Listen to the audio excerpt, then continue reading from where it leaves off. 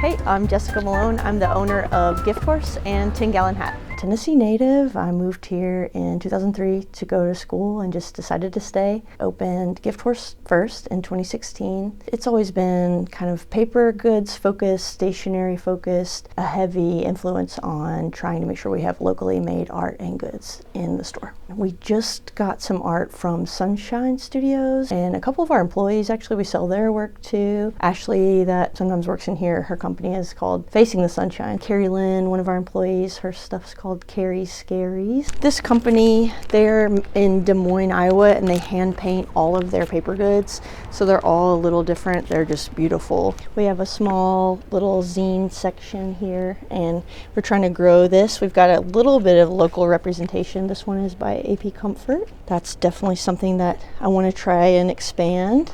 Uncle Ron's, he's based in Philadelphia. We are the only shop outside of Philadelphia that sells his candles, and they are so good. We love the artwork on the labels too. I went to school for graphic design, never really pursued that as far as having a full-time 9-to-5 design job at a design firm. I worked in retail. There was a bookstore in town called Davis Kid that's no longer open, and I really loved making relationships with regulars and just seeing how that worked, and they were really good about providing a community space for book signings and events. That's where the dream started. I had bought these stuffed giraffes, which is not a typical thing that really makes sense in our store, but my best friend from college has a kid and that's their favorite. We just had one in the shop and it was kind of sitting there, and I thought, I don't know, let's just sit here, if not, maybe it just becomes a mascot for us or something. But a girl came in and she was telling us her story about trying to find a gift for her younger sister who is on the autism spectrum, and I think she said she was leaving home for the first time and she really wanted to encourage her and get her a gift, and she saw that and you could tell it just, something struck her and she was speechless. She was like, drafts are a special thing to my sister, and I just feel like this is meant to be. I looked around for so long and nothing was just speaking to me, and she couldn't even really articulate, but she was just like, I can't explain to you how crazy this is that I just stumbled upon it. You just never know. We don't always get to hear the stories. It's really nice to feel like maybe you're part of that and makes the world feel a little smaller, and it's hard to think am I doing something that makes a difference, but it's nice to feel like maybe we provided something for someone that day.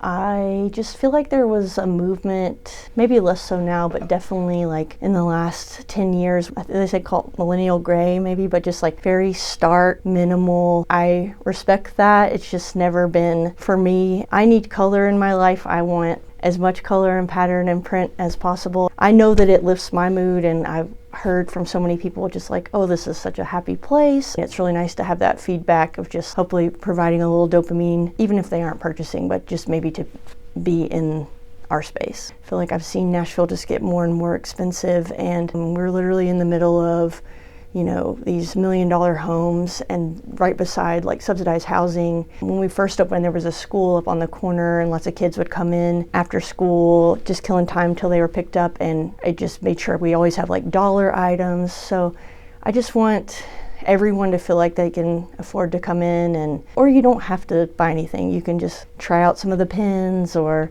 talk to people. It's important to me that maybe there's not a specific age range or demographic, but hopefully there's something for everyone. I want to show off our chicken machine. Found this in a barn in Kentucky in the middle of nowhere. When you put a quarter in,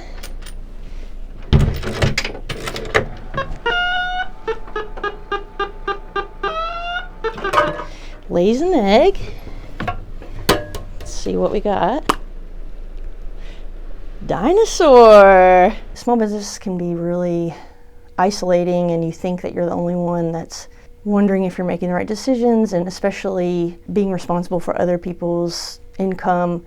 I like having that responsibility on me, but I just worry if I'm am I making the right call? Am I buying things that other people will like? Social media obviously can bring a lot of negativity into the world, but I think it can bring people together, and it's helped me connect to people in other cities who are doing similar things. Just even to have a sounding board of hey, do you recommend a certain point of sale system? Do you like using this web host or whatever? For me, it's been really positive. There's a shop that's owned by two sisters in New York called Greenwich Letterpress, and we're definitely Instagram friends. We kind of run things off of each other. There was another lady in Indianapolis named Amanda Tafflinker, and she used to run a shop up there called Homespun that was all consignment, and she ran a local craft fair there too, and she was a huge inspiration to me because I thought, if Indianapolis can support this, I feel like Nashville should be able to support something like this. I felt like we kind of had that void of that sort of thing in our community. Definitely inspired by her to try and do something similar here. Hi, I'm Marshall. I'm the manager here at Gift Horse. My favorite thing about working here is meeting all the people that come in and get to enjoy the space. I love getting to be part of their fun time that they're having while they're here. I work at mostly Gift Horse, but I work at Tenn Hat on Mondays. I really enjoy working here. I enjoy the community. Working for Jessica is really fun. I'm Britt. It's really great to work here. It's just a very colorful space that people are really excited to be in when they come in. It's very positive. I think we attract really great people, and yeah, that's all I got. Jessica has a lot of great attributes. I feel like she is just a very naturally conscientious person, and the way that she cares for the community and everyone that works for her. She's just naturally very kind and generous to those people. We'll have people come in, she's like, oh yeah, I know this person from so and so years ago at this place or that place. Like, she will not forget you. Like, if you come through these doors and have a conversation with her, she will remember you years to come. Jessica really sets the tone of the space. This is kind of her baby, and so it's kind of a physical manifestation of her mind in a lot of ways.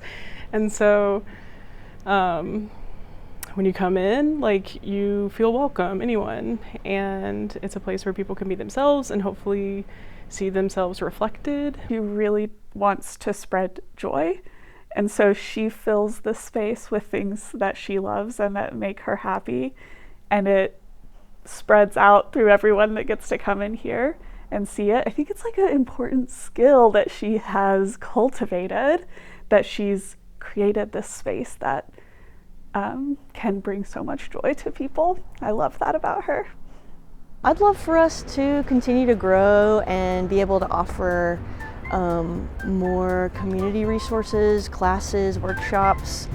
Just really want us to be a third space so that people feel comfortable being here, even if they're not looking to buy stuff.